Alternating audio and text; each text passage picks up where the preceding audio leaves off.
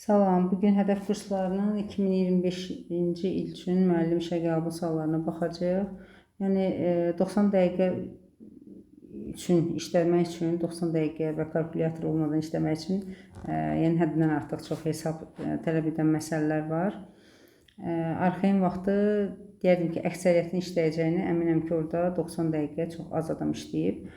Keçək izahlara. Deməli, qrafika əsasən 1 litr 2 molar metal nitrat duzudur və natrium hidroksid reaksiyasına nə qədər natrium hidroksid sərf olunar. Əgər bu natrium hidroksiddən reaksiya daxil olursa, ümumiyyətlə metal və duz və metal OH reaksiyalarında deyir ki, əvvəldə çöküntü yoxdan axırda çöküntü əmələ gəlirsə, reaksiya axıra kimi gedir. Deməli ki, bu aktiv metalların NO3 duzları olmayacaq, çünki onlar natrium hidroksiddən reaksiya girib, yəni hər hansı bir çöküntü əmələ gətirmirlər. Bu pasiv, orta aktiv və pasiv metallara aiddir və buradan bir-bir variantları yazıb yoxlamaq lazımdır ki, hansı düz gəlir. Mən bir-bir yazdım və civə nitrat daha uyğun gəldi, hansı ki 1 molu parçalananda 1 molda oksigen alındı, digərlərində 1-ə 0,5 falan alınırdı, yəni tam olaraq ödənmir. Amma civə nitratda burada ödənir və civə, NO2 və oksigen alınır. Deməli, 1 moluna 1 mol, 2 mol NO2 və 1 molda oksigen alınır. Yəni, 1 mol duz parçalanır, 1 molda oksigen qazı və tamamilə reaksiya şərti ödənir. Və indi civə nitratın üzərinə natrium hidroksid gələndə, deməli, 1 moluna 2 mol, 1 moluna, çünki 2 əsaslıdır, 2 valentlidir, 1 moluna 2 mol natrium hidroksid sərf olunur. Onda bizdə 2 moldur. Növ bərabərdir CV düsturuna əsasən 1 vurdum 2 eləyir 2 mol. 2 mol duzdan isə 4 mol natrium hidroksid lazımdır. Bu da 160 qram eləyir. Uyğun cavab A variantı. İkinci sualda, İkinci maraqlı bir sualdır və kifayət qədər də qarışıqdır, amma həll etməyə çalışaq. Deməli, yalnız qablardakı maddələrdən tam istifadə etməklə KH 1500 qram bölünsün litr olan 500 milli məhlul hazırlayıblar. KH 1500 demək nə deməkdir? Yəni, ümumi 2500 məhlul var, hansı ki, içərisində də 1500 həll olan var. Və deməli, belə çıxır ki, bu qablardan istifadə edərək doymuş məhlul alıblar. Yəni, KH-dan ifadə olunubsa. Və bunları da ixtisar eləyəndə 500-ə, burada 3, burada da 5 qalır. Yəni, 5-in 3-ə nisbətində. İndi baxırıq, bizim əlimizdəki duz x qram duzdur. A qram 30%, yəni 0,3 A qram duz var. 240 qram 15%, yəni 36 qram duzdur. Burada da 1,2 A qədər duzumuz var. Və bunların hamısının cəmi, yəni x plus 1,5 A plus 36, bunlar nəyə bərabərdir? Ümumilikdə duzun, yəni həll olan maddənin miqdarı. İndi görək həll olanımız nə qədərdir? Bax, ümumi məhlulumuz 500 milli, sıxlığını da verib, onda n bərabər olur. 500-ü vururam 1,2-yə, bu da eləyir 600 qram. Yəni, ümumilikdə 600 qram maddəmiz var, yəni ki, məhlulumuz var və əgər bu doymuşdursa, indi nisbətə əsasən tapaq. 5-ə 3-dürsə, bəs 600-də nə qədərdir? Hər hansı bir x yazıram həll olan maddəni tapmaq üçün. Və 600-ü vururam 3-ə, 900, 900-ü bölək 5-ə, 900 böl 5 elədi. Bir dəqiqə təzədən hesablayayım bunu. 600 vurulsun 3, 1800. 1800 də 5-ə böləndə 360. Deməli, həll olan maddəmiz oldu 360. Onda həll olanın yerinə bura yazaq 360.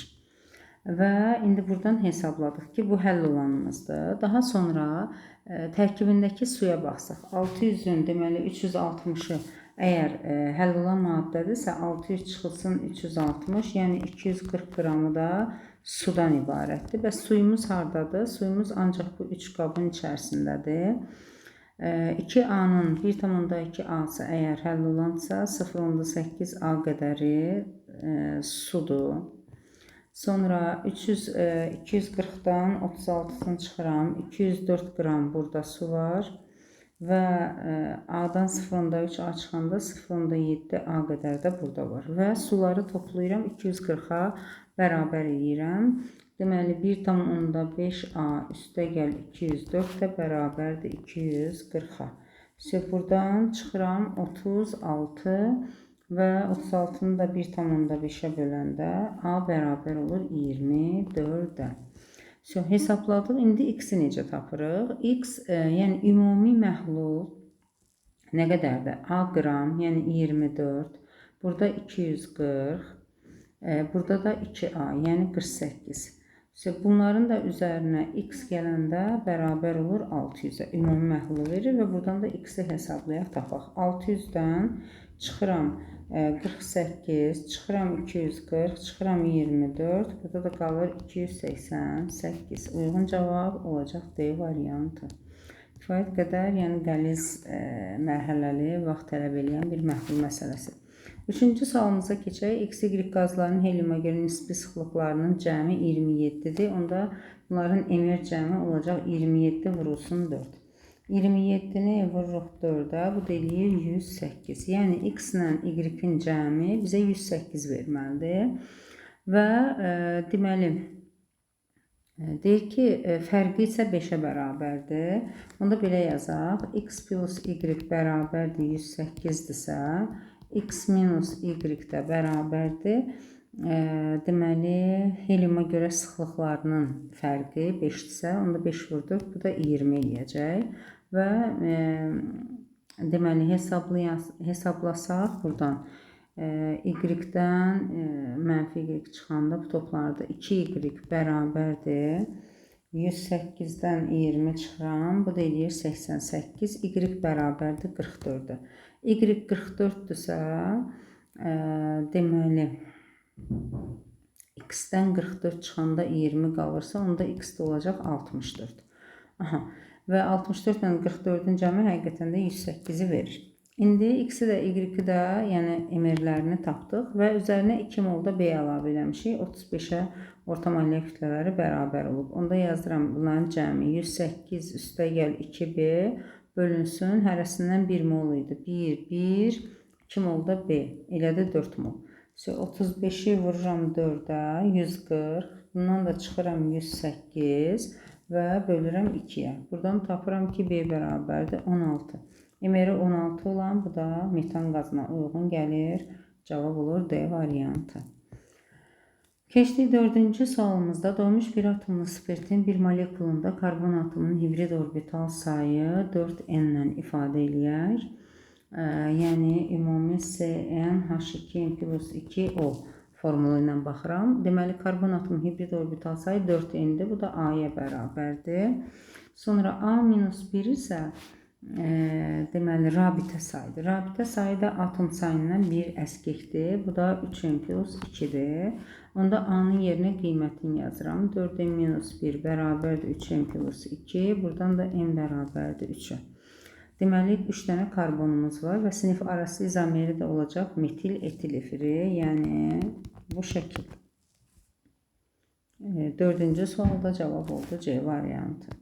5-ci suala baxıram. Ferrumesdən və ferrumeskidən ibarət qarışıq var. Tam yanmasından alınan qazın həcmi altdan %72 litrdir. Tam yanma deyəndə, yəni ferrum S əvvəlcə tutaq ki, mərhələ şəkildə yazılsa, ferrum dəmir 2 oksid və o da tam yanında ferrum 2 O3-ə çevrilir. Ona görə də tam yanma kimi baxıramsa, ferrum S-dən ferrum 2 O3-ə keçib, tam yanma zamanı və SO2 alınıb. Daha sonra isə ferrum S2-dən də tam yanında, buradan da ferrum 2 O3 alınıb. Tutaq ki, bu X, bu da Y moldur. X molundan 0,5X, Y molundan da 0,5 Y qədər bərk kütlə alınır. Və bizə deyir ki, tam yanmadan alınan qazın həcmi. Tutaq ki, X molundan X mol SO2, Y molundan da 2Y qədər də SO2 buradan alınır və X plus 2Y 0,3 mola bərabərdir. Bununla ifadə eləsək və bunların kütlələrinin cəmində 20,8-ə bərabər eləyək. 56 plus 32 eləyir 88X. Üzərinə də gəlirəm 120Y. Bu da 20,8-ə bərabərdir. İndi mən yuxarıdakı tənliyi deməli 60-a vursam, bu olur 60x, bu olur 120y. 0.3'ü də 60-a vuranda 18. Burada yazaq 18 və buradan alt-alta çıxaq. 120 ilə 120 ixtisar getdi. 80-dən 60 çıxanda 88-dən qalır 28x bərabərdir. Deməli 20,8-dən də 18-in çıxıram. 2,8 x bərabər olur 0,1-ə. X bərabər 0,1, 0,1-i də deməli 88-ə vursam, bu eləyir 8,8 qram. Deməli 20-nin 8,8-i ferium S-dir və yerdə qalan nə qədər qalır? 20,8-in çıxanda 12 qramı, bu da ferium S2-dir. Bu da onda 0,1-dir. Deməli Y də 0,1. Çünki 1 molu 120 qramdırsa 0,1 molu 12 qram olacaq. Və bizdən nəyi soruşur? Reaksiyadan sonra qabda olan saf bərk qalığın kütləsi. Yəni tam yandığına görə bunlar getdi. Deməli 0,5x və 0,5y qədər ferium 2O3-ümüz var. Hərəsi zaten 0,1 moldur. Deməli nə qədər eləyir? Elə 0,5 1x qədərdir. Yəni eləcəyimiz ümumi 0,1 mol ferium 2O3 var. Və bizdən onun kütləsini istəyir. 160-ı vururam 0,1-ə. Bu da eləyir 16 qram. Uyğun cavab Y variantı. Keçdik 6-cı suala. Deməli, bu aşağıda göstərilənlər X atomuna aid olan göstəricilərdir. Heç bir məlumat yazmayıblar. X atomu dövr sistemində 3-cü dövrdə yerləşir. Tamam. Neçənci qrupda yerləşdiyində ionlaşma enerjilərinə görə tapırıq. Deməli, ən kəskin fərq deməli 5-dən 6-ya keçəndədir. Görürük ki, 2200-dən 12000-ə qalxıb. Deməli ki, bunun kiçiyini biz qrup nömrəsi olaraq götürəcəyik. 3-cü dövr 5-ci A yarım qrupunda yerləşir. Onda bu 3s2, 3p3 elektron konfigurasiyasına malikdir və bu da fosfora uyğun gəldi. Sıra nömrəsi 15.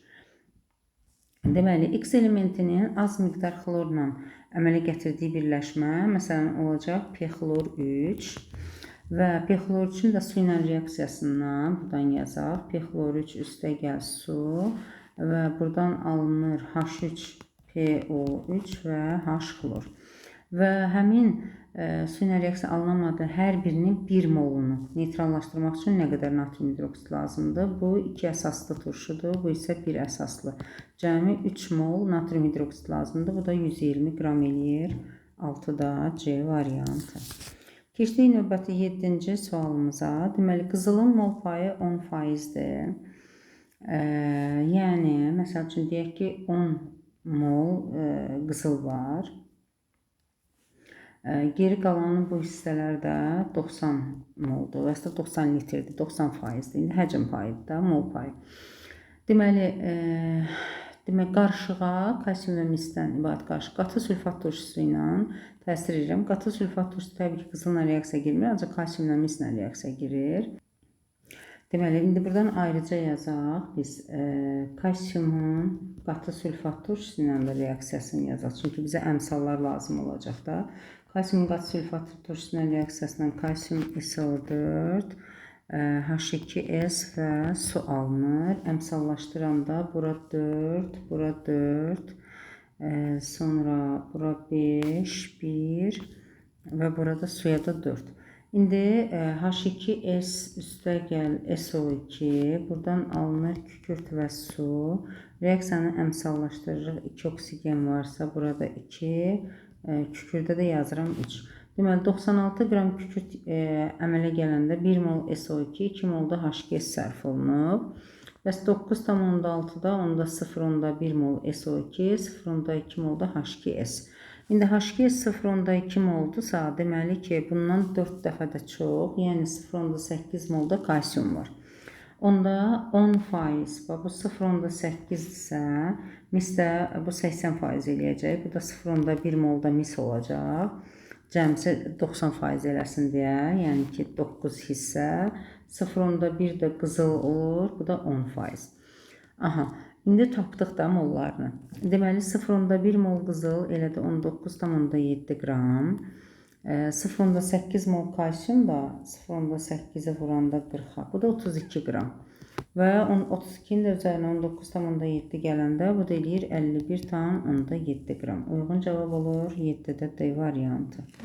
Keçdik növbəti 8-ci sualda. 8-ci sual biraz problemli sualdır. Yəni sualın qoyuluşunda problem var. 2 dənə sual soruşur və buradakı sualın ümumiyyətlə cavabı yoxdur variantlarda. Ona görə bu sual yəqin ki yanlışlıqla düşür deyə düşünürəm. Çünki sual buradadır. Deyir ki, polimeri əmələ gətirən maddələr 1,4 diamin benzol və tereftal turşusudur. Bu kevlar lifini əmələ gətirənlərdir. Deməli, bu biraz çəkək bu tərəfə. Kevlar lifi necə yazılır? Deməli, NH, heksametilen, deməli, daha doğrusu diamin benzol, 1,4 diamin benzol. Deməli, buradan benzol qrupasını yazıram və tereftal turşusu, bu da CO, bu da CO şəklində. Və deyir ki, polimerləşmə dərəcəsi də 1000-dir, yazdıq polimerləşmə dərəcəsini və deyir polimerdə olan karbonun sp2 bir orbital sayını. Deməli, burada 6 dənə karbon, burada isə 8 dənə karbon, yəni 14 dənə karbon sp2 vəziyyətdədir. Onda 14-ü vururam 3-ə, bu da eləyir 42. Bunda polimerləşmə dərəcəsini 1000-ə vuranda olur 42.000. Uyğun cavab da 8-də D variantı. Dediyimiz kimi, yuxarıda sual bu hissəsi tamamilə yanlışdır və artıqdır. Şərtdə artıqlıqdır. Keçdik növbəti, deməli 9-cu sualımıza. Bu sualı bilməm hansı sınaqda işlənmiş sualdır. Deyəsən hədəfin sınaqlarının hansındasa var idi. Deməli, birli karbon atomunda hidrogen sayı, ikili karbon atomunda hidrogen sayı, üçlü karbonun özü, dörtlü karbonun özünün sayı. İndi alka molekulunda biz belə yazırdıq da, birli karbon bərabərdir. Birli karbonun, hər birli karbonda 3 dənə hidrogen var. Məsələn, CH3 formasındadırsa, alkanda 3 dənə hidrogeni var. Ona görə də hidrogen adırsa, deməli, birli karbonun özü A bölünsün 3-dür. Onda A bölünsün 3 bərabərdir. Hidrogenləri əsasən yazıram. Deməli, 2 üstə gəl. Yəni ki, A bölü 3 qədər birli karbon bərabərdir. 2 üstə gəl. İkili karbon vur 0. İkili karbon neçədirsə A-16. Şimdi bunu hesablamıram. 0-a vuracam. Üçlü karbonun vururam 1-ə. Yəni A bölü 9. Üzərinə də gəlirəm. Dörtlü karbonu vururam 2-yə. Və buradan da alıram ki, A bölü 9 üstə gəl 4. Oxşar ortaq olaraq 9-a gətirsəm, A plus 36. İşte buradan 9 ilə 3 ixtisar gedir. Yerdə nəyimiz qaldı onda? 3A bərabərdir A plus 36. Buradan da 2A bərabərdir 36-dırsa A bərabər olur 18-ə. Və alka molekulunda nisbi molekul kütləsini hesablayın. 18 hidrogeni var, birli karbon. Deməli ki, 6 dənə birli karbon deməkdir. 1 dənə birli karbonda 3 dənə hidrogen olursa, onda 18 hidrogendirsə, deməli, neçə dənə birli karbonumuz var? Birli bərabərdir 6. 6 karbon. Sonra 18-dən 16 çıxanda bu eləyir 2. Zaten ikili karbon CH2 formasındadır. Deməli, bircə dənə karbon var, ikili. Onda belə yazaq da, birli 6, ikili 1. Üçlü karbon 18-i, zaten karbonun öz sayıdır. 18-i 9-a böləndə 2. Deməli, üçlü karbon oldu 2. Dörtlü karbon da özü yazıb ki 1. Deməli, dörtlü də 1. Ümumilikdə 2, 4, 6, 10 dənə karbon var. Yəni C10H22. Və deyir ki, alka molekulun nisbi molekul kütləsini hesablayın. Deməli, 10 dənəsi bu elədi 120. Üzərinə də 22 dənə hidrogen gəldi 142. Uyğun cavab 9-da da B variantı. Keçdik 10-cu sualımızda. Suda məhlulda tam elektrolizə uğrayan A duzu, elektroz məhsullarının zamandan asıllıq qrafiki. Deməli, burada hansı A duzu bilirik ki, natrium sülfatda, məsələn, bizə nə deyir? Toplanan metal. Yəni, natrium sülfatda, katodda falan metal toplanmır. Kalium nitratda da həmçinin. Digərlərində toplana bilər. Və digər tərəfdən də, deməli, Xrom və sink əgər götürülsə, burada məhsul 3 dənə məhsul olmayacaq, 4 dənə məhsul olacaq. Metal, hidrogen katodda, anodda oksigen və məhsulda da deməli müvafiq turşu. Deməli ki, xrom və sink də uyğun gəlmir verdiyinə, amma kuprum nitrat uyğun gəlir. Deməli, kuprum NO3 2 dəfə üzərinə su gəldik və katodda mis, anodda oksigen və məhlulda da alındı nitrat turşusu 4, 2, 2, 2 əmsallaşdı, qutardı. İndi deməli, anodda deyib 2 mol qaz ayrılanda, burada 2 mol qaz ayrılanda A duzunun formu katod toplam metalın kütləsi. 2 molda onda 4 mol deməli mis toplanmış olacaq. Toplanan metalın kütləsi 4 mol metalda ki 4'ü vuranda 64'ə görə neçə eləyir? 256. Deməli 256 qram mis toplanır və cavab da duzumuz da kuprum nitrata uyğun gəlir. Uyğun cavab C variantı. Keçdik 11-ci sualımıza. 1 mol ribozanın oksidləşməsi və 1 mol ribozanın hidrogenləşməsi zamanı alınan üzvləşmənin tərkibində asimetrik karbon atom sayı. Ribozanın özündə 3 dənə asimetrik karbon var.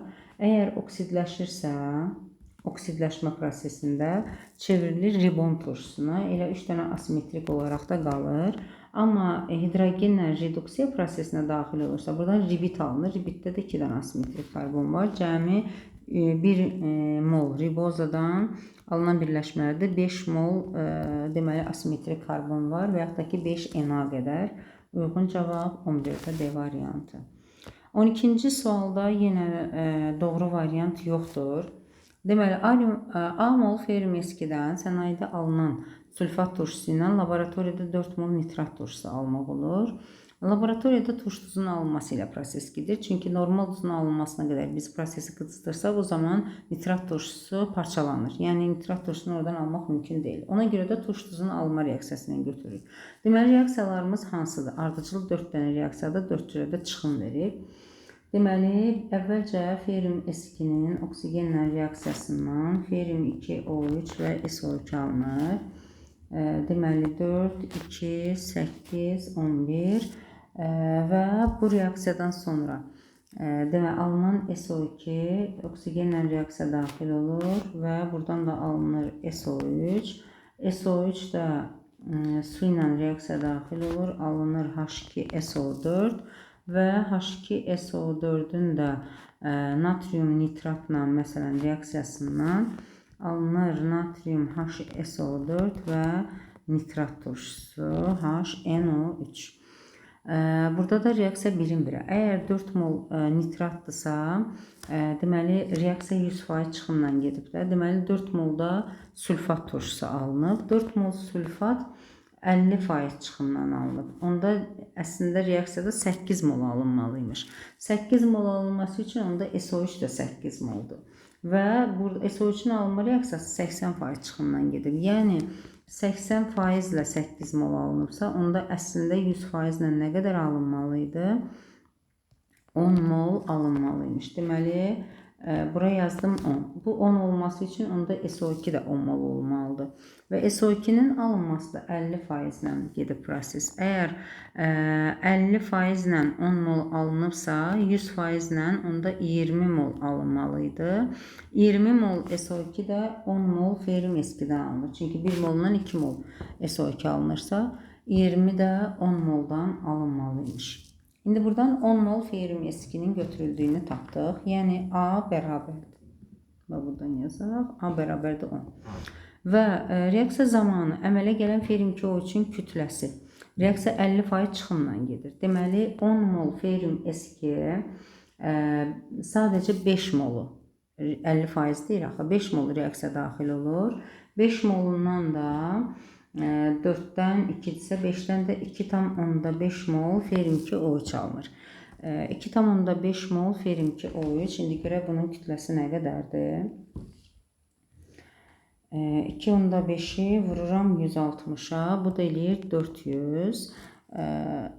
Və bir dəqiqə, deməli 4 molundan 2 moldursa 10 molun 5 molu reaksiya daxil olur. 5 moldan da 2,5 mol ferium KO3 alınır ki bu da 400 qrama bərabərdir. Əmələ gələn ferium KO3-ün kütləsi, yəni 400, götürülən ferium S2-nin kütləsindən götürülən 10 moldur. 10 mol da ferium S2 nə qədər edir?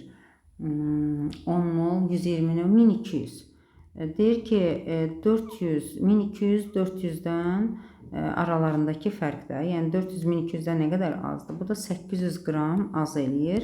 Burada da variantlarda elə bir cavab yoxdur. Yəni cavab olmalıdır 800. Keçdik növbəti 13-cü suala. Deməli C6H12O6-dır. Qıcqırmasından 3 cürə maddə alınıbsa, bunun biri yağ turşusudur. Yağ turşusu. Sonra biri CO2-dir, biri də hidrogendir. İndi hansıdır hələ ki bilmirik. 425 dərəcədə biri divinil alınır, C4H6. Deməli C4H6, sonra su və hidrogen. Deməli eyni təkrarlanan hansıdır burada? Z. Deməli ki Z hidrogendir. Bura bir yerə yazıram. Z hidrogendir. L onda sudur. Onda buradakı L da su olacaq. Və katalitik olaraq deməli su çıxanda ya efir alına bilər, ya da alken alına bilər və bizə burada ipucu verib. Deməli Y maddəmiz onda yağ turşusu olacaq. Və Y maddəsi əgər yağ turşusudursa, bir molekulunda hidrogen atom sayı C3H C4H8 O2-dir də. Deməli 2A bərabərdir 8-ə, onda A da bərabərdir 4-ə. Onda M-in 4 dənə hidrogeni var. Bu da C2H4-dür. Deməli etilendir. C2H4 və bizdən N bölünsün M nisbətini istəyir. Bir molekulunda karbon atomunun hibrid orbital sayı N olacaq 6, ikisi də sp2-dir. M isə 3 dənəsi sp2-dir, biri sp3-dür. Bu da 15. Yəni 6-nın 15-ə olan nisbəti. 6 bölünsün 15, bu da 0,4 edir. Uyğun cavab A variantı. Növbəti 14-cü sualımızda, deməli, natrium sülfat məhlulunun həcmi 200 ml, qatlığı da 0,4 molyardır. Deməli, nu bərabərdir CV düsturundan 0,2 litri vuracam 0,4-ə, bu da edir 0,8 mol natrium sülfat. Və digərində, indi burada natrium iyonlarının da belə deyək, mol sayını tapaq. Nu natrium birinci üçün bərabərdir 0,8-i vururam natriumun sayına. Bu da edir 0,16 mol. İndi keçdik digər ikinci tərəfə, natrium xlor. Və burada da natrium iyonlarının sayı 0,16 olmalıdır. Onda nu bərabər olmalıdır 0,16-ya ki, bunu da 1-ə vuranda natriumun sayına elə 0,16 eləsin. Onda nu bəllidir. Həcm var, litrlə ifadə eləsəm 0,4 litr. Onda x bərabər olacaq, yəni c bərabərdir. Nu bölünsün və 0,4-ü bölürəm 0,16-ya. İndi buradan bunu hesablayaq. Deməli, nu, yox, tərsinə yazdım deyəsən. Nu bölünsün və, yəni 0,16 bölünsün 0,14. Bunu hesablayayım. 0,16-nı 0,4-ə böləndə bu da eləyir 0,14. Deməli, uyğun cavab olacaq 14-də D variantı. Keçdik 15-ci sualımıza. Verilən reaksiyalardan alınan üzv birləşmə molekulunda SP3S örtülməsindən yaranan rabitələrin ümumi sayını müqayisə edin. 1,4 dixlor butandır. Üzərinə 2 mol natrium hidroksidini spirtdə məhluluna əlavə etsək, buradan butadiyen 1,3 alınacaq. Yəni CH2 2 qat rabitə CH, CH və CH2 formasında. Burada heç bir SP3S yoxdur, yəni 0. 1,2 dixlor butan natrium hidroksidini spirtdə məhluluna əlavə edəndə buradan butin 1 alınacaq. Deməli 3 qat rabitə ilə yazıram. CH2, CH3 və SP3S rabitəsi 5 dənədir. Burada yazıram 5. Birinci 0, ikinci 5. Bir xlorpropan natrium hidroksidini spirtdə məhlulundan buradan propen alınacaq. CH2, CH və CH3. Burada 3 dənədir SP3S. Burada yazdıq 3. Və 1,3 dixlorbutan sinklə təsir edəndə deməli aralı yerləşdiyinə görə bir-birlərinə xlor atomları buradan siklik bir birləşmə əmələ gələcək. Siklik metil siklopropan. Və sp3 S deyəndə bütün hidrogenlər artıq nəzərə alınır. CH2, CH3, bu da 4, 7, 8. Deməli burada da oldu 8. Onda ən çox 4-cüdədir. Sonra 2-də, sonra 3-də, ən az isə 1-də. 4, 2, 3, 1. Uyğun cavab 15-də də B variantı. 16-cı sualda pexlorçun əmələ gəlmə istiliyini hesablayın. Pexlorçun əmələ gəlmə istiliyi üçün biz əsas reaksiyamızı götürək. Fosfor üstəgəl xlor 2 alındı pxlor 3 əmsallaşdırırıq 2, 3. Deməli, əsas reaksiyamız bu reaksiyadır. Bunda burada da 2P olduğuna görə bu reaksiyanı olduğu kimi saxlayıram. Bu Q1. Digər reaksiyanı pxlor 3 məhsula keçsin deyə reaksiyanı tərs çevirirəm və 2-yə vururam. Hamısını əmsalları vurduq 2-yə. Tərs çevirdiyimə görə işarə dəyişir. Mənfi Q2 olacaq. Deməli, bu müsbət Q1, bu da mənfi Q2 və bunların cəmi, yəni Q1, 2Q2-dir burada. Q1 çıxılsın 2Q2. Bu reaksiyanın istiliyi effektidir. Əmələ gəlmə istiliyi deyəndə 2-yə bölürəm. Bu da oldu pxlorçun əmələ gəlmə istiliyi. Yəni, uyğun cavab 16-da C variantı. 17-ci sualda x qram miski nitrat qızdırılıb, maddənin bir hissəsi parçalanır və bu zaman bərk balığın kütləsi 17,88 qram olur. Deməli, mis2 nitratdan kuprum NO3 2 dəfə parçalananda kuprum oksid alınır bərk qalıq olaraq və deyir ki, bərk qalığın kütləsi 17,88-dir və əgər bərk qalıq, yəni kuprum oksid, kalium hidroksidi məhlulu ilə 0,2 mol kalium hidroksidin. Bərk qalıqda kuprum oksid kalium hidroksidindən reaksiya girməz, amma artıq qalan kuprum nitrat 1-in 2-yə nisbətində kalium hidroksiddən reaksiya daxil olur və kuprum hidroksid çöküntüsü alınacaq. 2 molda kalium nitrat alınmış olur. Deməli ki, 0,2 mol kalium hidroksid isə onda 0,1 mol kuprum nitrat artıq qalıbmış və 17,88-in içərisində 0,1 molda kuprum nitrat var. Kuprum nitratı hesablasaq 62-ni vurduq 2-yə. Üzərinə də gəlirəm 64, bu eləyir 188. Bunu da 0,1-ə vuranda 1,88 qram. Bu eləyir duz, kuprum nitrat duzu və bundan da 17,88-ə çıxanda qalır 16 qram kuprum oksid. 16 qram kuprum oksid də 0,2 mol eləyir. Deməli, 0,2 molun parçalanması alınması demək ki 0,2 molda kuprum nitrat parçalanıb və ilkin nümunənin kütləsi deyəndə, yəni x nəyə bərabərdir? 0,2 üstəgəl 0,1, yəni 0,21 mol, bunu da 188-ə vururuq. 0,21 vurulsun 188, bu da eləyir 39,48 qram ilkin kütlə. Burada da 39,48-ə uyğun gələn bir tək Y variantıdır. Cavab da Y variantı olaraq götürülür.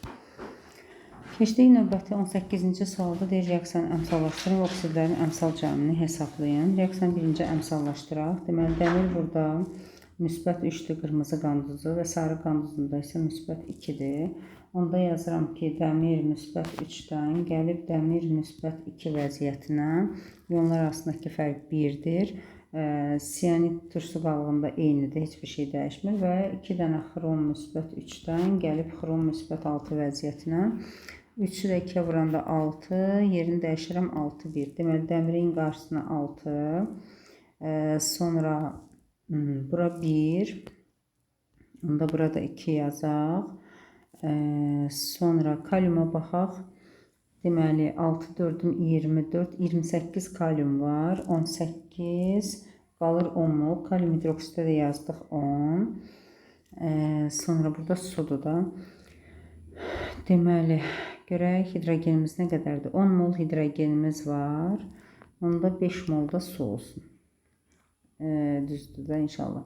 Deməli, indi oksid deyəndə bir sudur, oksid, amfoteroksid olaraq, bir də xrom 2O3 amfoteroksid olaraq.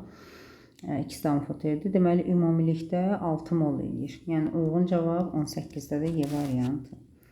İndi 19-cu sual çox mənasızdır. Artıqlıq var şərtdə. Zaten burada bərabər mol miqdarında deyir. Yəni bu hissələrə onda nə ehtiyac var? Əgər axırda bizdən nisbət soruşursansa, deməli bərabər mol miqdarında, yəni tutaq ki x mol etanaldır, CH3COH, eyni mol miqdarda da qarışqa turşusudur. Və zaten axırda ilkin qarışıqdakı karbon oksigen nisbətini istəyir. Bu reaktiv falan nəyə lazım? Deməli x moldursa ümumi 3x qədər, yəni zaten nisbətdir. Heç 1 mol da ürəyin hissəsi götürə bilərsən. 36 qram karbondur. 3 dənə də oksigenimiz 48 qram da bu eləyir. 36-nın 48-ə olan nisbəti. Neçəyə bölmək olar? Deməli 36-nı 2-yə bölsəm 18, 4-ə bölmək olar da. Bu 4-ə bölək. Deməli 4-ə böləndə 36-nı eləyir 9, 48 4-ə böləndə 12, 9-un 12-yə nisbəti 3-ün 4-ə olan nisbəti. Yəni 19-da da uyğun cavab B variantı olacaq. Keçdik növbəti 20-ci sualımıza. 100 qram x faizli sulfat turşusu məhlulu, üzərinə də 325 qram SO3 əlavə etmişik. Deməli 100-ün ümumi axırda məhlulumuz 100 üstə gəlir 325, yəni 425 qram belə deyək də ümumi bizim məhlulumuz var.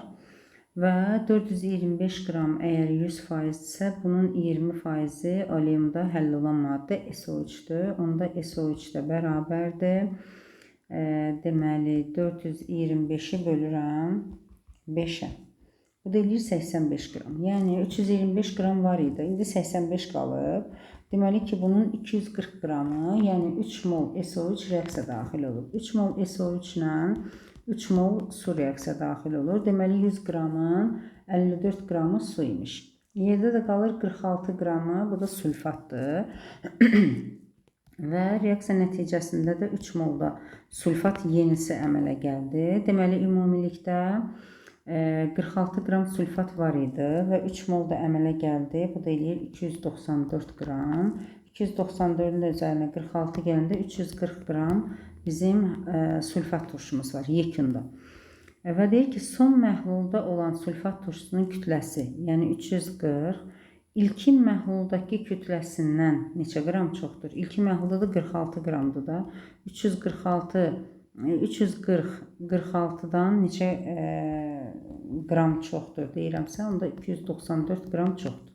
Və variantlarda da belə bir variant yoxdur. Çox güman ki, burada demək istəyiblər ki, son məhluldakı sulfat turşusunun kütləsi ilkin məhlulun kütləsindən neçə qram çoxdur? İlkin məhlulu 100 qramdırsa, 340 100-dən 240 qram çoxdur. Çox güman ki, onu nəzərdə tutublar, amma yəni fakt ortada olan vəziyyətdə cavab yoxdur. Cavab olmalıdır 294 qram. Keçdik 21-ci sualda.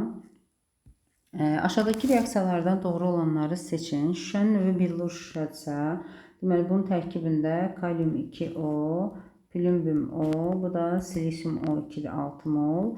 Deməli, bizə lazımdır maddələrdə X kaliumdur, Y plümbiumdur, Z silisiumdur. Sonra burada adi şüşədən T natriumdur, A olacaq kalsiyum. Zaten Z-də silisiumdur. İndi bizə deyir ki, hansı reaksiyalar doğrudur? Baxaq reaksiyalarımıza. Deməli, Y-in üzərinə qatı sulfat turşusu. Y plümbiumdur. Plümbium qatı sulfat turşusu ilə turşsuz əmələ gətirməlidir. Birinci reaksiya yanlış. X-in üzərinə, yəni kaliumun üzərinə oksigen gəldi. Kalium O2, bu doğrudur. A da kalsiyumdur. Kalsiyumun üzərinə oksigen gələndə kalsiyum 2O2 alınmır. 4 səhvdir. Qaldı 2 ilə 3 versiyası. Deməli, A variantı olacaq. 3-ə baxaq. T bizdə nədir? Natrium. Natriumun qatı nitrat turşusu reaksiyasından natrium nitrat N2O və su alınır. Bu da doğrudur. Yəni, doğru cavab 2 ilə 3 olacaq. A variantı. 22-ci sualda hansı reaksiyalarla metal almaq mümkündür? Sink oksidin karbon qazı ilə reaksiyasından buradan heç bir metal alınmaz. Sink karbonat alınacaq.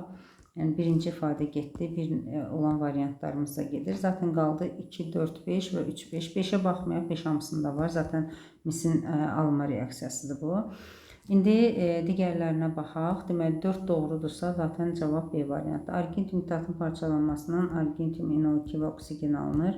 Yəni buradan da metal alındığına görə elə uyğun cavab B variantıdır. Digərində də nədir? Deməli alüminium xloridin kaliumla reaksiyası.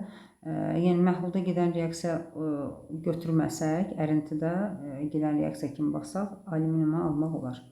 Yəni burada da 2, 4, 5 uyğun cavab olacaq.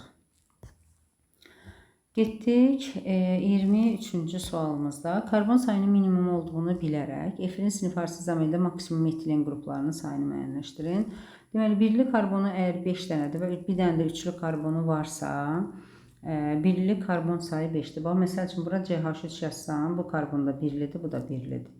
2 dənəsi buradan. İndi digərində də 3 dənə birli yazmalıyam da onda. Bir bu karbon, sonra bir dənə də üçlü yaratmaq üçün belə yazsam, yəni izobutil radikalı kimi, onda bu karbon üçlüdür, bir dənə üçlümüz var, 3, 4, 5 dənə də birli karbon, ödəndi. Deməli, efirimiz oldu CH3, COO və CH2, CH3, CH3. Bu oldu, deməli, bu birli karbon, bu birli karbon, bu da birli, bu da birli, bu da birli karbon. 5 dənə birli karbonumuz var, bu da üçlü karbon.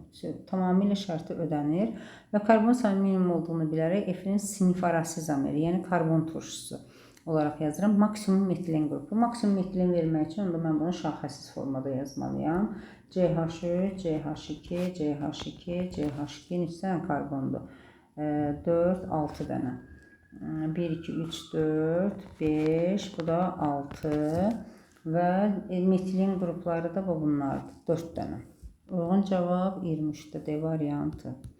24-cü sualda deməli 1 mol qlükozdan qıcqırması zamanı alınan 2 mol turşunun artıq miqdar natriumla reaksiyasından alınan qazın həcmini hesablayın. 1 mol qlükozanın qıcqırmasından 2 mol süd turşusu alınır. 2 mol süd turşusu da ki CH3, bu 2 mol yazım. CHOH, COOH oksi turşudur və artıq miqdarda natriumla reaksiya girəndə həm OH, həm COH qrupasındakı hidrogenlər çıxır, yəni natriumla əvəzləndiyinə görə, bax buradan. Və 1 molundan 1 mol hidrogen, 2 molundan da 2 mol hidrogen çıxmış olacaq. Bu da 44,8 litr, uyğun cavab D variantı. 25-ci sualda doğmuş bir atomlu spirtin bir molekulunda karbon atomunun hibrid orbital sayı atomların ümumi sayına bərabər olarsa. Doğmuş bir atomlu spirt deyirsə, CnH2n+2O şəklində yazıram. Və karbon atomlarının hibrid orbital sayı 4n-dir. Onda atomların ümumi sayına bərabərdirsə, 3n plus 3-ə bərabərdir, onda n də bərabərdir 3. Yəni, spirtimiz olur C3H7OH. Və deyir ki, sinif arası izomeri, yəni sadə efir olaraq metil etil efir olacaq. Bu da uyğun cavab C variantı. 26-cı sualda 1 mol butin 2-nin oksidləşməsindən alınan birləşmə. Butin 2 oksidləşəndə, belə yazaq da, hidrogenləri yazmıram. Bu 3 qat rabitə olan yerdən oksidləşir və hər 2 mol 2 karbonlu turşu, karbon turşusu da, yəni asitat turşusu alınır. 2 mol sirkə turşusu alınır. CH3COOH. Və indi 1 mol butindən 2 mol sirkə turşusu alındı. Həmin sirkə turşusunu 470 qram suda həll etmişikdir. 6% məhlul alınır. Amma praktiki çıxmır. Yəni ki, 120-nin hamısı heç də həll olmayıb da reaksiyada. Deməli, 6% məhlul o deməkdir ki, bunun neçə qədər qalıb? 94%. 94% sudur, 470 qram su. Bəs bunun 6%-ə görə nə qədərdir? Yəni, 120 qramın neçə qramı reaksiya daxil olub? 6-nı vururam 470-ə, bölürəm 94-ə, bu da eləyir 30 qram. Deməli, 120-nin hamısı reaksiya daxil olsaydı, bu 100% çıxım deməkdir. Amma 30% reaksiya daxil olub, görə çıxım nə qədərdir? İxtisar edirəm 4, 1, 100-lə 4-ə böləndə bu da olur 25%. Uyğun cavab 26-da D variantı. Keçdik 27-ci sualımıza. Deməli, tərkibində 0,5 mol kupru mesol 4 olan 584 qram məhlul elektroliz edilir. Deməli, kuprum SO4 suda məhlulda elektroliz edildi. Bu zaman katodda miz, anodda oksigen, məhlulda da alındı sülfat turşusu. 2 mol, 2 mol, 2 mol, 2 mol və 1 mol da oksigen. İndi əgər 0,5 mol kuprum SO4-dürsə, deməli bunun üçün 0,5 mol su lazımdır. 0,5 mol miz katodda toplanır, 0,25 mol oksigen toplanır və 0,5 mol da sülfat turşusu alınır. Bu bizə lazım olacaq. Deməli, ümumi məhlulu tərk edən katodda və anodda toplananlardır. 64 qram 0,5-ə vuranda bu eləyir 32 qram miz və 0,25 mol oksigen eləyir 8 qram oksigen. Cəmi 40 qram məhlulu tərk elədi. Hələ ki 40 qram. Sonra deyir ki, katodda 67,2 litr normal şəraitdə yəqin ki, yəni 3 mol hidrogen qazı alınıb. Deməli ki, məhlulda duzun elektrolizi bitir, artıq məhuldakı suyun elektrolizi başlayır. Onda 2 mol sudan 2 mol hidrogen və 1 mol da oksigen alınır elektroliz zamanı. Deməli, əgər 3 mol hidrogendirsə, onda deməli 3 mol da su elektroliz edir və 54 qram da yenidən məhlul tərk edir. Ümumilikdə 40, 54, yəni 94 qram məhluldan çıxır. Onda 500, buradan yazaq, 584-dən çıxıram 94-ü, 584 çıxılsın 94, ümumi məhlulum qalır 490 qram. Həll olan maddəm isə 0,5 mol sülfatdır və bu da eləyir 49 qram. 49 qram da həll olan. Onda omega bərabərdir, 49-u bölürəm 490-a vururam 100-ə. Bu da eləyir 10% məhlul. Deməli, uyğun cavab olacaq B variantı 27-ci sualda. Keçdik 28-ci sualımıza. 2 mol X, bunlar yəqin ki, amin turşulardır da, amin turşular. Və 2 mol X, 1 mol Y-dən əmələ gələn tripeptidin nisbi molekul kütləsi. Biz hələ bir X-i və Y-i tapaq, birinci. Ümumiyyətlə, burada dipeptid deyir də. Deməli, dipeptid bərabərdir 2 mol amin turşu çıxılsın 18 qram da su. İndi dipeptid əgər M plus 10-dursa, aşağıdakindən hesablayaq. Dipeptid bərabərdir M plus 38, onda 2 mol Y amin turşusu çıxırsın 18 qram da su və Y-in yerinə nə yazıram? M-47. Onda yazacağım M plus 38. 38-in üstünə birbaşa ilə 18-i gəlim. M üstə gəl 56.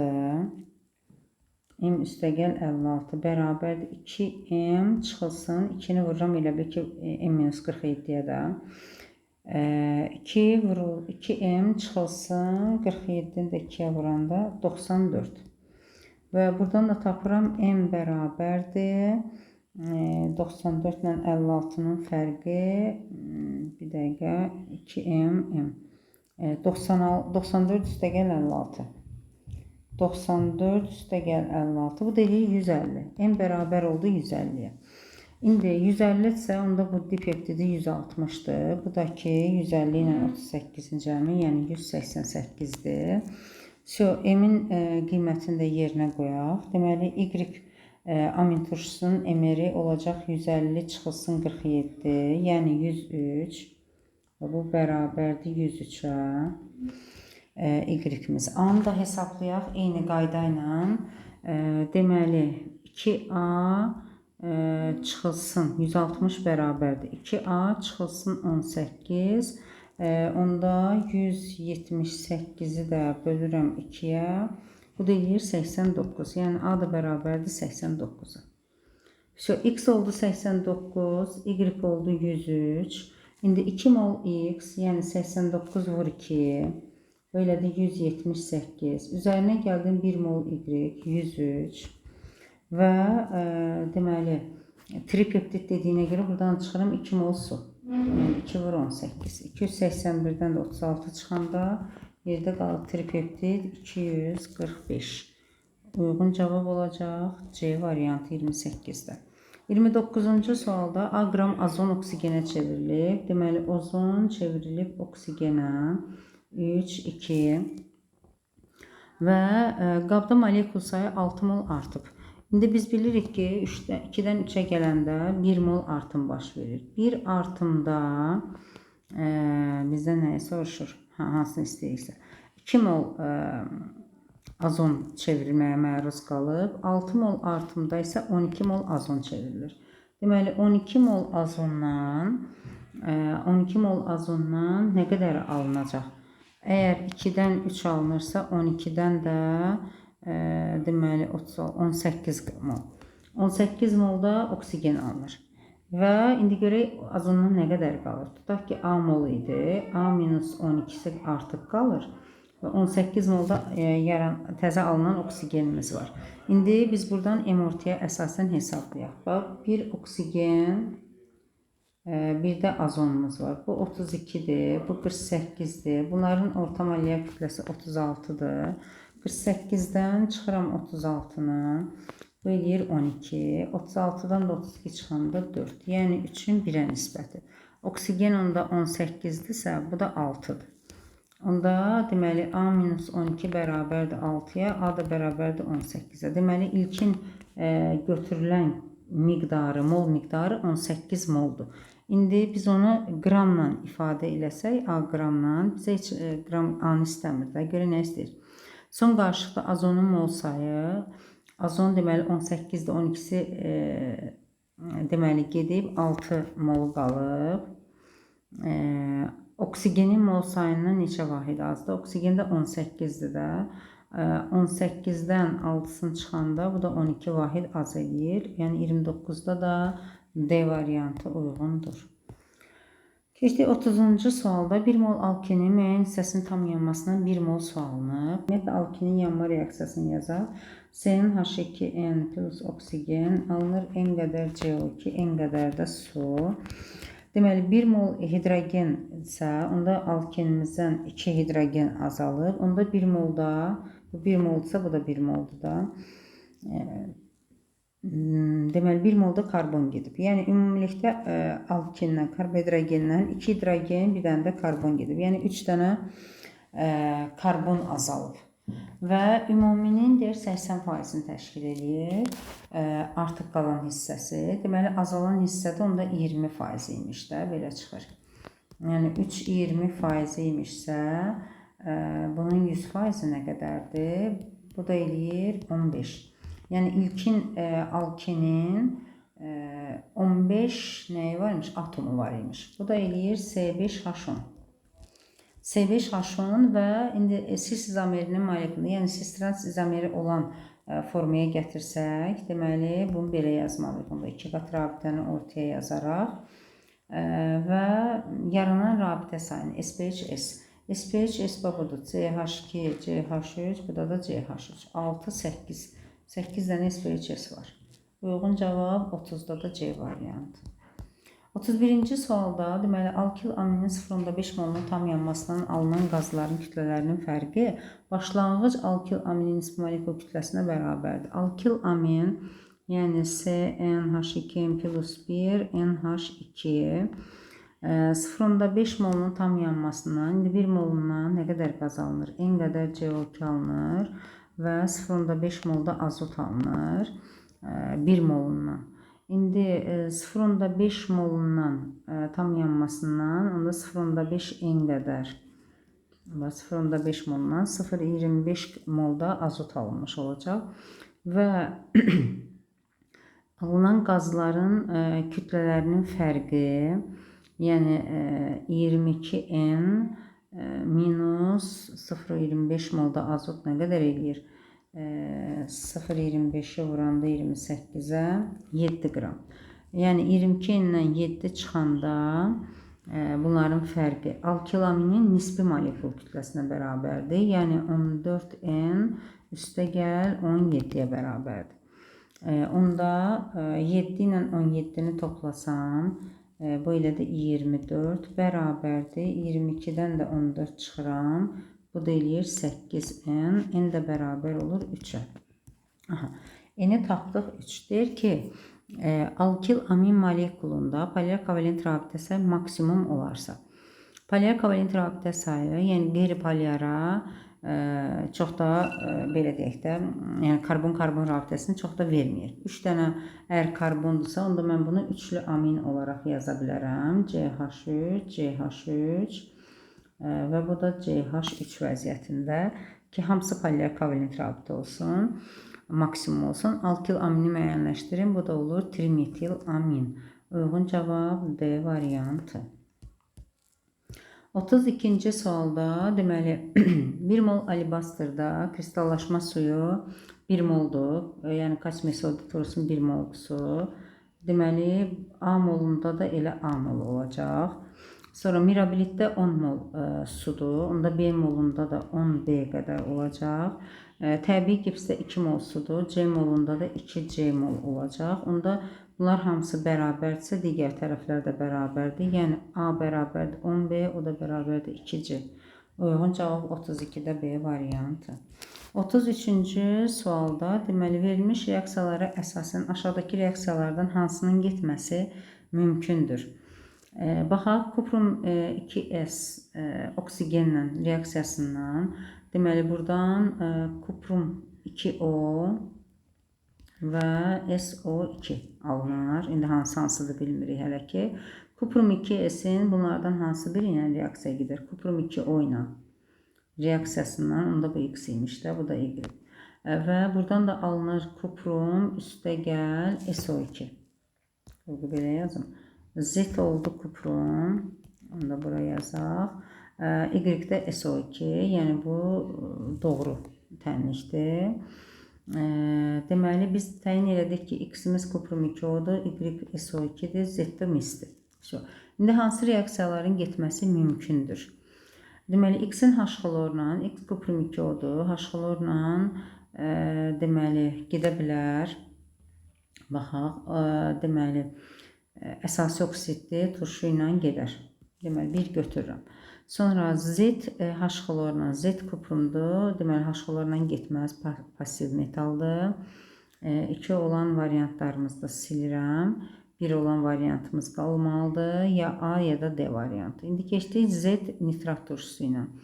Z misli duru nitratla bəli gedir. 3 də götürürəm. Cavab artıq çıxdı. 4-ə baxıram. X kalium hidroksidlə. X nədir? Əsasi oksid əsasla getməyəcək. Sonra 5-də Y nədir? SO2. Bəli, turşu oksidi natrium hidroksidlə də gedir. 1, 3, 5 uyğun cavab A variantı. Keçdik 34-cü sualımızda. Deməli, MR Y böyükdür X-dən, o da böyükdür Z-dən B-A fərqini hesablamalıyıq. Reaksiya daxil olan maddələrimiz maqnezium hidroksid və sulfat turşusudur. Deməli, buradan hansı duzlar alına bilər? Alına bilər maqnezium hidrokso sulfat və onda maqnezium hidroksidin hidrokso hissəsinin ayağını 2 yazıram. Sonra alına bilər normal duz maqnezium sulfat və alına bilər turş duz maqnezium HSO4. Bunu da ayağına yazıram 2.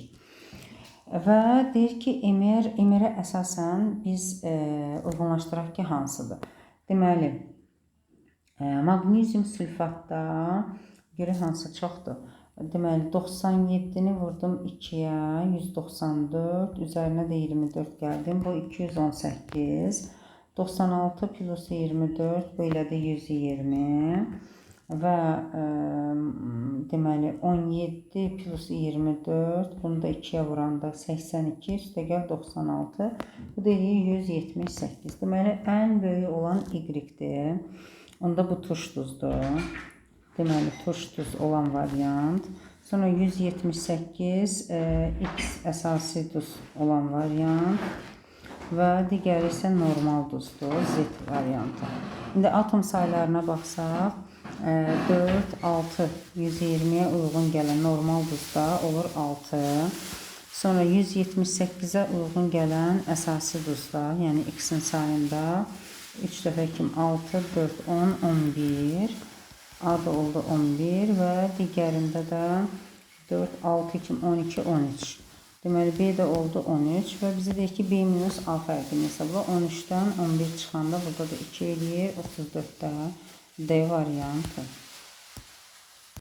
Keçdik növbəti 35-ci sualda. Deməli, sadə efir molekulunda atomların ümumi sayını müəyyənləşdirin deyir. Sadə efirdə karbon-hidrogen rabitələri bütün hidrogenlərdir. Zaten oksigen vasitəsilə birləşdiyinə görə bütün hidrogenlərdir. Onda sadə efiri belə yazaq. CnH2n plus 2O şəklində. Yəni karbon-hidrogen rabitəsi 2n plus 2-dir. Bu A plus 8-ə bərabərdir. Və buradan A-nı tapsam 2n minus 6. Daha sonra qeyri-polymer kovalent rabitə, yəni karbon-karbon arasındakı bu n minus 2-dir. Və n minus 2 bərabərdir A minus 2. A-nın yerinə qiymətini yazacağım. Minus 2. Bu da edir 2n minus 8. Və buradan da n bərabərdir 6. N bərabərdir 6. Deməli, sadə efir molekulunda atomların sayını tapsaq, onda C6H14O. Bu da edir 20, bu da 1. 21. 35'te de uygun cevap B variantı. İşte 36. sualda doymuş bir əsaslı karbon turşusunun anhidridi 1 moluna 198 gram suda həll etmişik və 40% turşu məhlul alınıb. Anhidridin 1 molundan zaten 2 mol turşu alınır. 2 mol turşunu x ilə ifadə eləsəm 2x qədər turşumuz var və bu 40%dirsə 198 qram suyun 18 qramı 1 mol turş anhidridə həll eləməyə gedir. Yerdə qalır 180. Çünki anhidridin üzərinə 1 mol su gələndə 2 mol turş alınır da. Yəni 198-dən 18-i getdi. Qaldı 180. Bu da 60%dir. Və buradan ixtisar aparaq. Heç 40-la yox, 180-la aparaq. 3-1. Və 40-la da bu 2-ni aparıram 20. X bərabər olur 60-a. Yəni turşumuz sirkə turşusudur. Anhidridimiz də sirkə anhidrididir. Bu turşu üçün hansı ifadələr doğrudur? Molekulda 3 karbon atomu var. Yanlışdır. 2 karbon atomumuz var. Deməli 1 olan variantlar getdi. 2 %100 doğrudur. Molekulda 2 karbon atomu var. Doğru. İndi baxaq 3-lə 4-ə. Deməli molekulda qeyri-polymer kovalent rabitə sayı sigma rabitələrin ümumi sayından 5 dəfə azdır. Qeyri-polymer kovalent rabitə sayı 1-dir. Sigma rabitəsi atom sayından 1 dənə az. Atom sayı nə qədərdir? 4, bu da 4, 8. 8-dən də 1 dənə az. Deməli 4, 4, 8-dən də 1 dənə az 7. Onda 3 yanlışdır da. 3 getdi. Qaldı A variantı. İndi 4-ə baxaq. Sinif arası izomerlik əmələ gətirən ən az karbonu olan turşudur. Bəli, sinif arası izomer bunun HCOO, CH3-dür. Yəni bunun ilk nümayəndəsidir. Ona görə də ilk izomer əmələ gətirə bilən sinif arası ilə sirkə turşusudur. Bu doğru ifadədir. Deməli 2-4 uyğun cavab A variantı. 37-ci sualda ilkin qarışığın ümumi mol sayını müəyyənləşdirin. Tam parçalanan duz qarışığın tərkibi kalium nitrat, CV2 nitrat və sink nitrat. Parçalanma zamanı alınan məhsulların miqdarı. Metal ancaq buradan alınır. Əgər 2 molsa, onda 2 molda CV nitrat duzu götürülüb. Deməli, CV nitrat duzundan buradan 2 mol metal, 2 mol, 2 dəfə 2, 4 mol. 4 mol NO2 və 6-dırsa 6, 2, 12. 4 dəfə 8. Deməli, nə qədər oksigen olacağında 2 mol. 2 mol da oksigen alınır. 2 molundan 2 mol oksigen. Cəmi oksigenimiz də 3 moldur. NO2'nin 4 molu artıq burada getdi. İndi sink nitratdan alınır sink oksid, NO2 və oksigen. Kalium nitratda NO2 alınmır. Deməli 6 mol NO2-dən ikisi də buradan alınır. Və bunu əmsallaşdırsaq da 2, 4, 1, 2. Deməli 2 molundan 4 moldursa 1 molundan da 2 mol alınmış olacaq. Onda sink nitrat oldu 1 mol. Bax buraya yazıram 1 mol sink nitrat. Sonra 2 mol CV nitrat. Və görə kalium nitrat nə qədərdir? Deməli 0,5 mol oksigen də buradan alınır. Yerdə qaldı 2, bu da 0,5. 2,5 getdi. Cəmi 3 olmalıdır. Onda 0,5 də buradan alınacaq. Kalium NO2 plus oksigen 2 deməli 2 molundan 1 mol oksigen alınırsa 0,5 mol üçün 1 molda kalium nitrat götürülməlidir. Bu da oldu kalium nitratımız. Ümumi mol sayı nə qədərdir? 4 mol ümumi mol sayıdır. 37-də də Y variantı.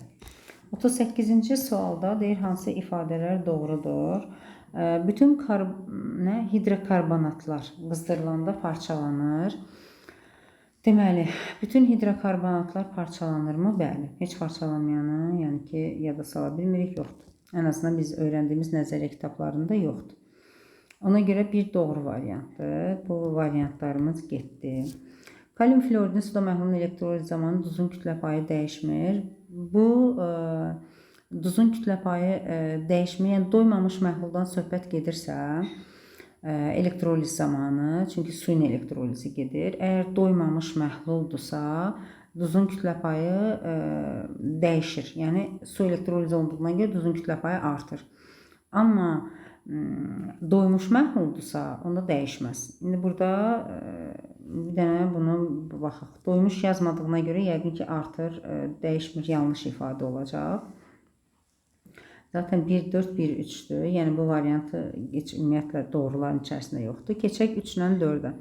Qələvi metalların nüvəsinin yükü artdıqca ərimə temperaturu bərkliyi azalır.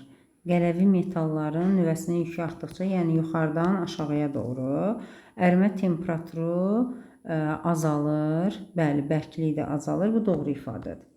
Yəni onda 1-3 olacaq. İndi 4-ə də baxaq hər ehtimal. Bütün nitratların parçalanmasından bəsit maddə alınır. Xeyr, təbii ki bu bütün nitratlar deyil. Çox cüzi bir belə deyim, civə və yaxud da argentiumun falan nitratlarına aiddir. Yəni bu 4 səhvdir. Onda uyğun cavab Y variantı 38-ci sualda.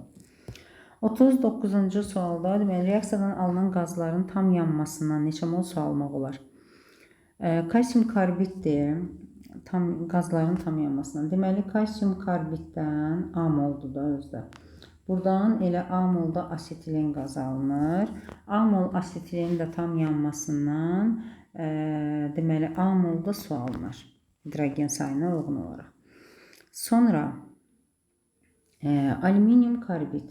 Alüminium 4C3. Bu da B moldu. Buradan da 3B qədər metan qazı alınır və reaksiya daxil olan maddələr, reaksiya alınan qaz. 3B qədər metan qazı var və buradan da 12-dir, 6B qədər də su alınacaq. 12 dənə hidrogen olsun. Su A və 6B'dir. Su ilə reaksiya daxil olan maddələr bunlardır. Atom sayı 17-dir. Sərf olunan suyun miqdarı, bunlarla reaksiyada. İndi baxaq bu hissələr onda.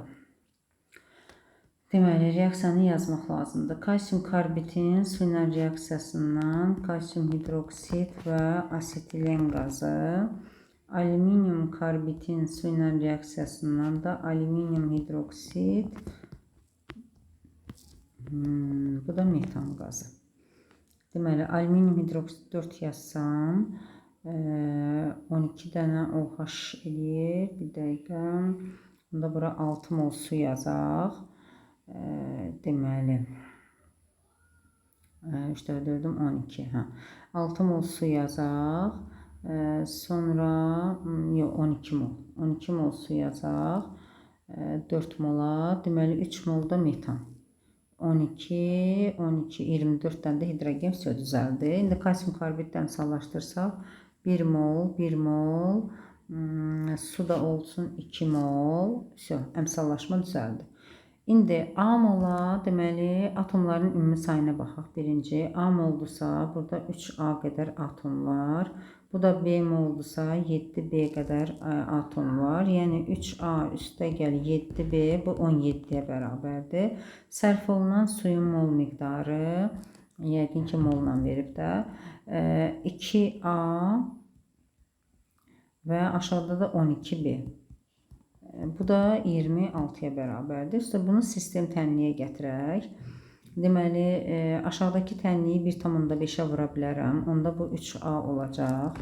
12-ni vuranda 1,5-ə 12 vurulsun 1,5 bu eləyəcək 18B. 26-nı da 1,5-ə vursam 39. So, indi alt-alta çıxanda 3 A'lar getdi. 18-dən 7-sini çıxıram, 39-dan da 17-sini çıxıram. Onda 22 bərabərdir 18 çıx 7, yəni 11B. B də buradan bərabərdir 2. Deməli, B-ni tapdıq, alüminium karbidi tapdıq 2. Onda 2 dəfə 6 dəfə 2 12. 12 mol su burada. Daha sonra indi A-nı hesablayaq. İstənilən birində A-nı hesablaya bilərik. Məsələn, deməli 3A plus 7B-dirsə, 7 dəfə 2 14, 17-dən 14 çıxanda 3, A da bərabər olacaq 1-ə. Onda 1 mol da su buradan alınır. Cəmi 13 mol su alınmış olur. Deməli, uyğun cavab olacaq burada da D variantı 39-da və sonuncu sualımız. Deməli, maddələr 1 mol maltoza, 1 mol saxaroza, 1 mol da laktoza da asimetrik karbon. Maltozada deməli, tərkibində 2 mol glukoza, alfa glukozadır və onun hərəsindən 5 mol asimetrik eləyir 10 mol asimetrik. Sonra saxarozda glukoza və fruktoza 5 üstə gəl 4, 9 mol asimetrik. Laktozda galaktoza, galaktoza bu da 5-5 eləyir 10 mol asimetrik. Və onda A bərabərdir C-yə, bu da böyükdür B-dən. A bərabərdir C böyükdür B, bu da D variantı uyğun cavabdır.